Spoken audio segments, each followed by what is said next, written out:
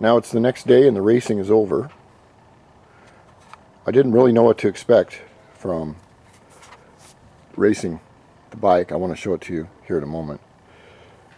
After every run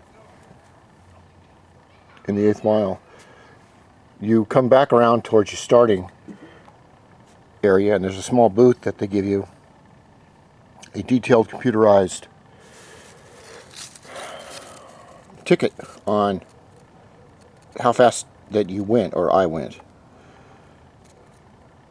And my number is 1325, which they gave me.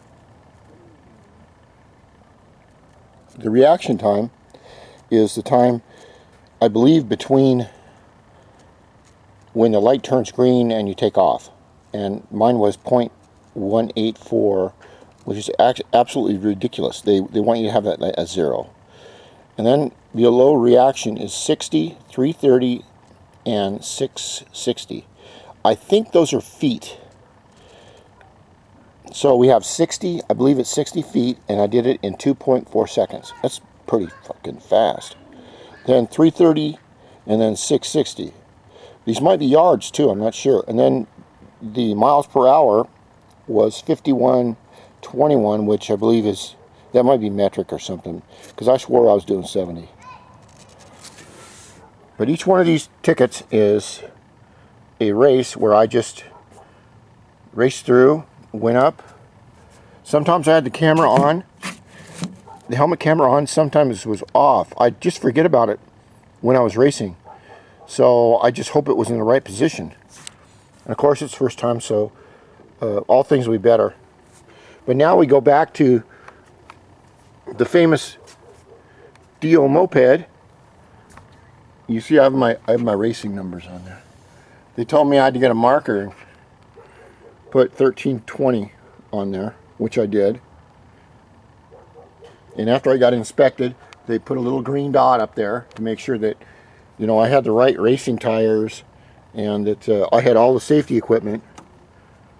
The gentleman that was doing the safety check was just looking at this going, I don't know what to put on this form. Does it have 4 tires? No. Does he have a helmet? Yes. Does he have gloves? Yes. Is all the bolts in place? I don't know. And I cleaned up this back plate, and I haven't got it on completely perfect, but it's a mud plate, but it really gives a good shine to the carburetor. And the fun thing is I ran through about, like I said, 6 or 7 runs. I got to talk to a lot of drag racers, and the one thing I learned about these drag racers is they all came up to one area to be checked, where I went at one end of the strip where to get the green dot, and then they just disappeared somewhere, and I didn't know where they went. And as I was racing, I noticed that a lot of these racers, drag racers, have got huge mobile motorhomes. I mean, big fucking diesel pushers. Money, money, money. And I don't know anything about motorhomes, but I do know what is expensive and what is not. I believe they call them, there's a weird name for mobile homes in Europe. They're called a traveling coach or something like that. It's a really, really cool name.